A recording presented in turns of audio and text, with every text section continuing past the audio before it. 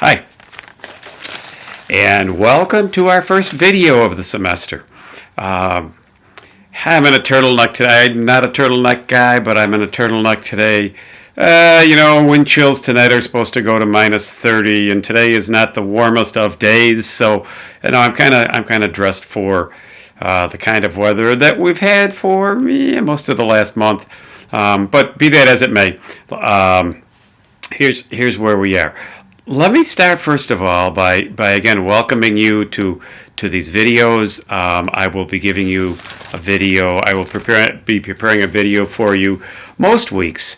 Not every week, but just about every week. And generally, there will be a question somewhere in the video.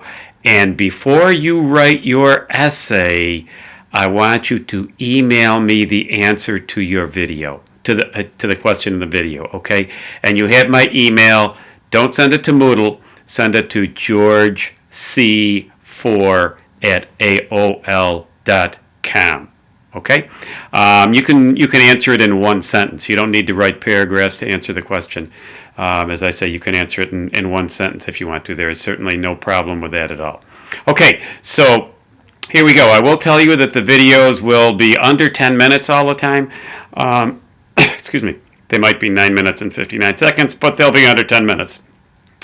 And what I try to do is provide you with some extra information or make comments to you as a class on how you're doing or what you're doing on your essays, on your comments, this kind of thing. So let's start with that. Your essays, I have been, this first week, I was very pleased with. Actually, I was extremely pleased with them. There were none that were poor. A couple of people haven't done them yet, and so I really need to contact the registrar's office to see if those few people withdrew. But by and large, the videos were on time. Most of you tried to get them in on Saturday. There was somebody, in fact, that hit 11:59 Saturday night. I got a kick out of that. That's cool. And then your comments were pretty much all yesterday. Somebody hit me with comments this morning. But otherwise they were all yesterday, and the essays were doing what I asked you to do, pretty much giving your feelings.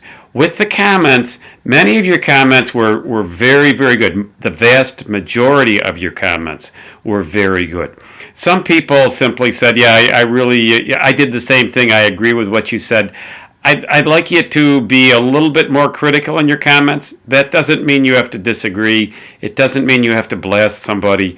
What it does mean is this: your opinion is just as good as everybody else's opinion. So if somebody writes something in an essay that you read that you think is a little bit off base, or you saw things differently, not that you're disagreeing with them, but that you saw them differently, then write it. Or if you just plain disagree, then write it in a comment. Again, a comment only needs to be 2 or 3 sentences long. That's okay. But, be willing to agree or disagree, but tell why. Don't just agree or don't just disagree. Tell why, okay? And again, go in another direction. That's okay too, okay? Everybody with us. Okay, so again, you need to get in touch with me. You have my numbers. You have my email, georgec4@aol.com or chernowskig@trocaire.edu. They both come to my handheld, so that's okay. But I would prefer the George C4 because that goes to this computer where I'm making the video. The Trocaire one only goes to my handheld, which then I have to forward to here. Okay, so it's not a terrible inconvenience, but you'll get probably quicker service if you send it to George C4. Okay. So, again, I'm available for you. I'm here for you. Questions, comments, feel free. Okay? That's what we're all about. Okay. Now, this week, we want to talk a little bit about the concept of plot. You certainly did great on the concept of irony. But now the concept of plot. It's, you know what plot is, I'm sure, right? But plot involves a few things that I really need to make a point with you about. Plot involves involves a series or revolves around a series of interrelated actions. Okay? Things have to be interrelated or they wouldn't make sense going together. Okay? But a plot is not just a story, and it is not just the incidents. A story is generally telling things simply in chronological order, but a plot involves interweaving those incidents so that there is a certain causality to it, so that you can understand why you're being told certain things.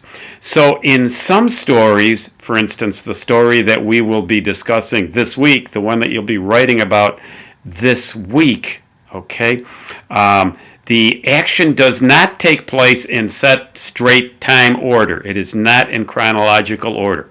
You jump around a good deal. You actually start at the end, jump back to a beginning, get a lot of background, do some incidents in not particularly chronological order that happen to or about the primary characters, and then ultimately you get to the end. But it is something that the things that happen in the story are not in chronological order. So know that right away, okay?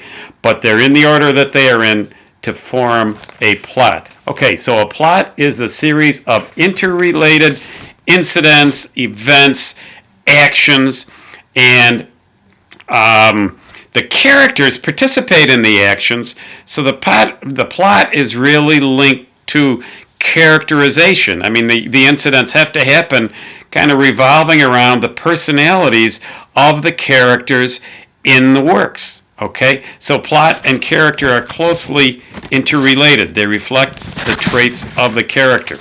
A plot has to have, you know, for a story to have a plot, there has to be a beginning, a middle, and an end. Okay, does that make sense? Yeah, but the beginning means where you start hearing the story from. The middle is generally the collection of all of the action, and the end is obviously, well, not obviously, generally the climax of everything, the bringing together of everything. I shouldn't say climax because that really means high point, but the bringing together of everything is part of it. So a plot has to have a beginning, a middle, and an end. There has to be a sense of unity. Everything has to be gearing toward a central focus, a central action, okay?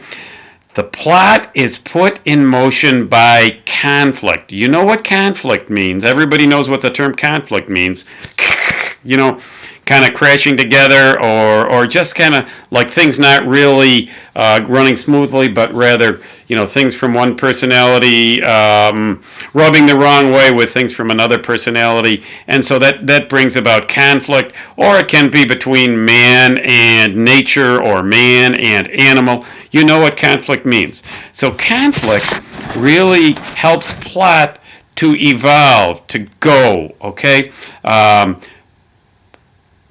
The details in establishing the conflict and in establishing the plot are important.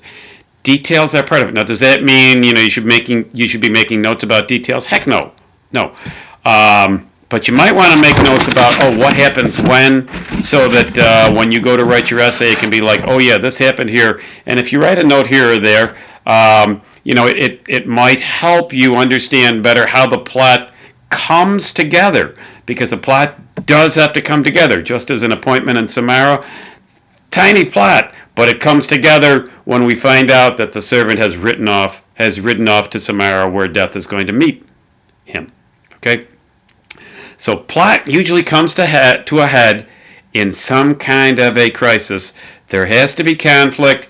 Plot is not telling things necessarily in chronological order, but it is the pieces fitting together, revolving around who the characters are and what they do. We have to have a beginning, a middle, and an end. Okay? In this story, read it, you know, especially the last page, read it very carefully. This story has a shocking ending. What I want to know from you, your question this week that you're supposed to email the answer to me is, what is the most surprising thing in the story? And if you don't find a surprise, wow, I'm amazed. Okay? So have a good week. Questions, get in touch with me, and let's have